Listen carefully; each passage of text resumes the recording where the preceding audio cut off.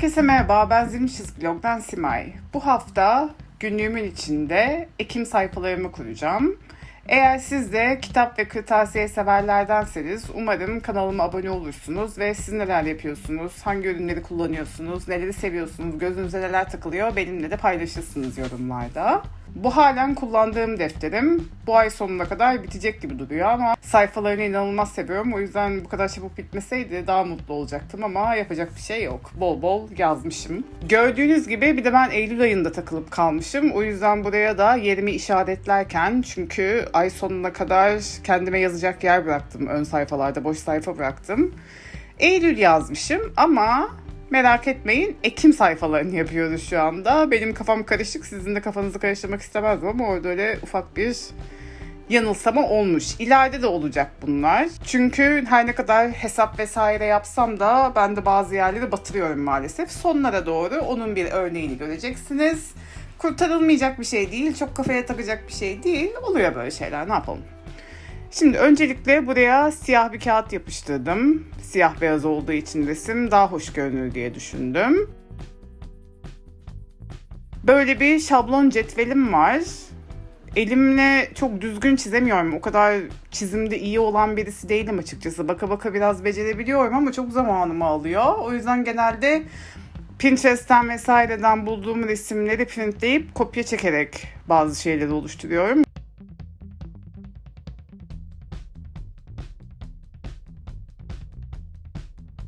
Burada da yine onu yaptım. Böyle bir şey bulmuştum Pinterest'ten. Biraz buna benzetmeye çalıştım.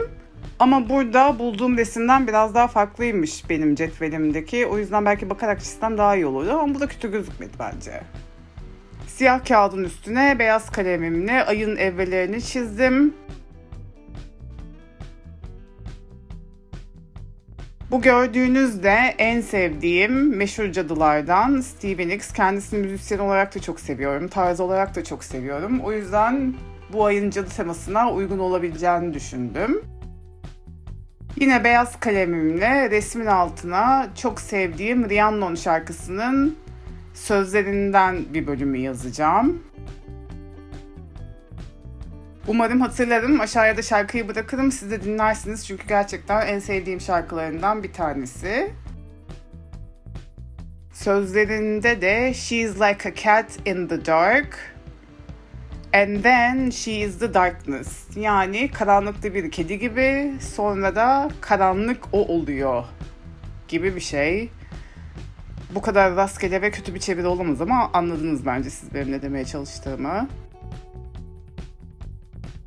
Başta da söylediğim gibi her şey çok mükemmel olmuyor. Düz kağıda zaten kendiliğimden düz yazamıyorum. O yüzden Darkness da biraz yamuk yumuk oldu ama çok kötü gözükmüyor bence.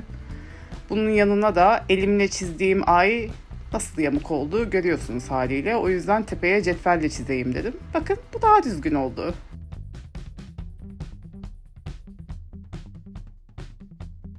Ayı yazmak için buraya bir ayırıcı bir çizgi çektikten sonra her ne kadar bunun altına Eylül diye not almış olsam da Ekim'e geçtiğimizi unutmamışım. Çok şükür bunu atlamamışım.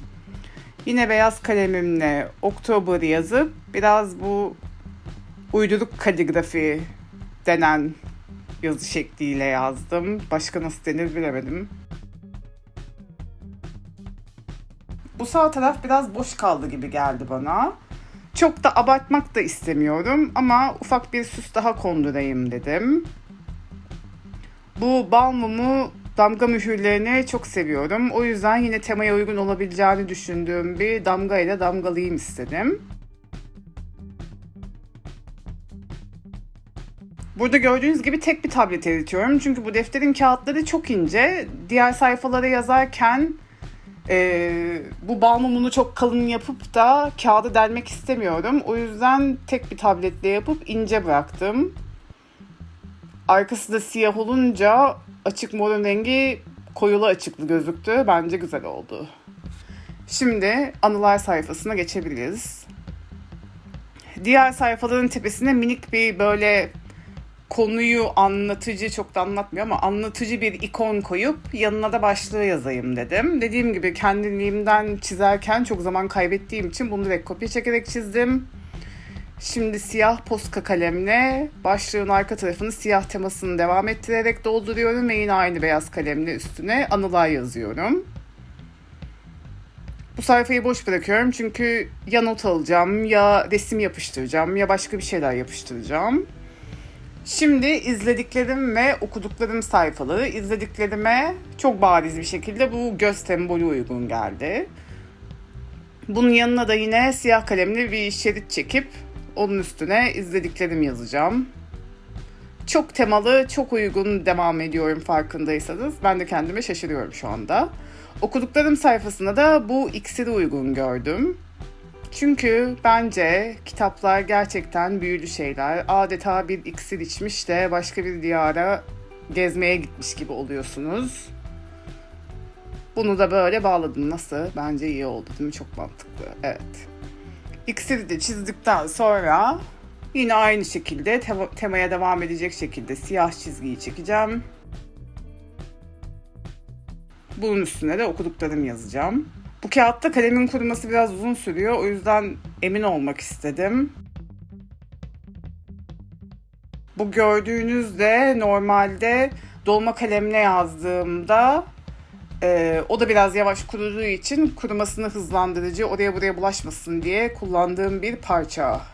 İsmini şu an gerçekten hatırlayamadım. Okuduklarım sayfasına geçen ay yaptığım gibi yine çizgi de çekeceğim. İşte başlıktır, yazarın ismidir, kaç yıldız verdim o kısımları koyacağım. Bazıları 10 kitaplık bile yer bırakmamışsın dedi ama yani benim ayda 10 kitap okumam bayağı bir mucize olur. Hiç benim öyle bir rutinim yok maalesef. Ayda 2-3 tane okusam kendimi başarılı hissediyorum. Bir önceki videomda da yukarıya linkini bırakacağım. Bahsettiğim gibi bu aydan itibaren artık yıl sonuna kadar okuma challenge'larımı bitirme odaklı okuyacağım için de biraz daha zaman alacak kitaplar okuyacağım gibi geliyor. O yüzden daha bile az olabilir aylık kitap sayım. Şimdilik böyle bir yer bıraktım. Altta gözüme çok boş gözüktüğü için böyle bir boş bant yapıştırdım. Şimdi yine kuruduğuna emin olmak istiyorum tabii arka sayfaya geçerken. Şimdi gerçekten zurnanın zort dediği yere geldik arkadaşlar. Her ay sağlıkla ilgili belli durumlarımı takip ediyorum. Biraz daha böyle ayrıntılı bir takip şeması çizeyim dedim. Ama birincisi Ekim'in ilk 3 günü Eylül'ün dibine karıştığı için, son haftasına girdiği için 4 hafta varmış gibi yapmışım. Halbuki 5 hafta var. İlk hatayı orada yaptım. Bunu şu an mesela daha fark etmiş durumda değilim. Daha sonra haftaları yazarken fark edeceğim yüksek ihtimalle.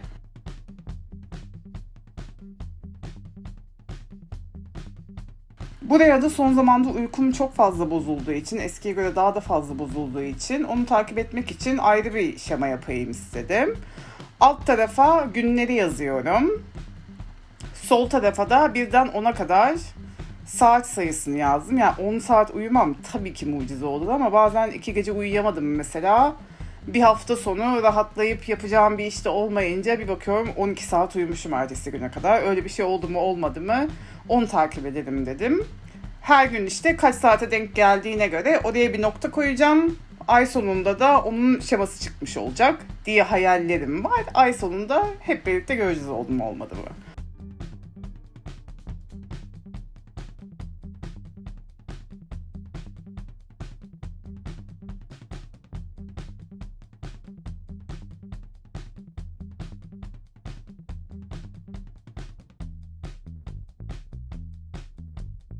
Bu kutucukların yanına hangisinin hangi hafta olduğunu göreyim diye damgaları kullandım. Birinci hafta, ikinci hafta vesaire yazmak için. Sonra da bu boş kısımlara, başlık olan kısımlara neyi takip edeceğimi yazıyorum. Ama dediğim gibi 5 haftayken ben 4 hafta yapmışım. O yüzden eksik oldu. Yanına da minnak bir ay koyarak bunu bitirdim. Ama açıkçası bunu yapması çok uzun sürdü.